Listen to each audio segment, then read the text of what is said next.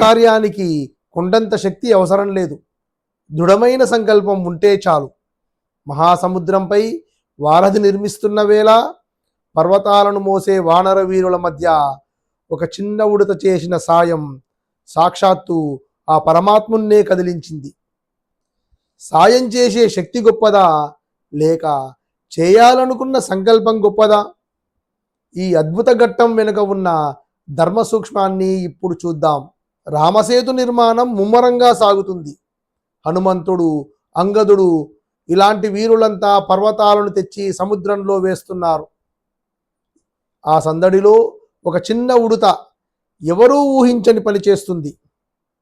అది తన శరీరాన్ని నీటిలో తడిపి ఇసుకలో పొర్లి తన శరీరానికి అంటుకున్న రేణువులను తెచ్చి వారధిపై రాలుస్తుంది. పెద్ద పెద్ద పర్వతాల ముందు ఇసుక రేణువుల విలువ ఎంత అని అది లెక్కలు వేసుకోలేదు.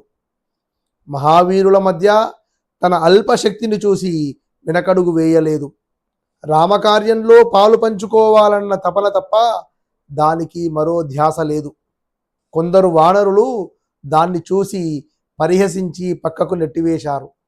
కానీ ఆ రాముడు ఇదంతా గమనిస్తున్నాడు. ఆయనకు కావలసింది రాళ్ల పరిమాణం కాదు, ఆ ఉడతలోని అంకిత భావం. వెంటనే ఆ చిన్న ప్రాణిని తన అరచేతిలోకి తీసుకున్నాడు. వీరులారా, మీరు పర్వతాలను వేస్తున్నారు, కానీ ఈ ఉడత తన ప్రేమను భక్తిని వేస్తుంది.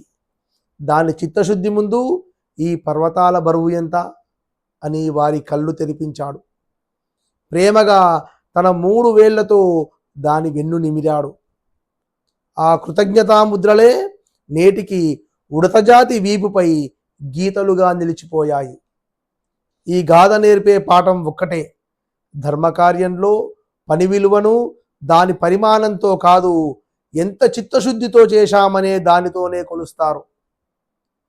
సమాజం కోసం మీరు చేసే చిన్న సాయం కూడా ఒక మహాయజ్ఞంలో భాగమే అని గుర్తుంచుకోండి. మీ శక్తిని తక్కువ అంచనా వేయకండి. హంస నీటిని వదిలి పాలను మాత్రమే స్వీకరించినట్లు ఈ హంసవాహిని పురాణ కథల్లోని ధర్మ సూక్ష్మాలను గ్రహించి జీవితాలను ప్రకాశింపజేస్తుంది. ఈ విషయం మీకు నచ్చితే లైక్ చేయండి, షేర్ చేయండి.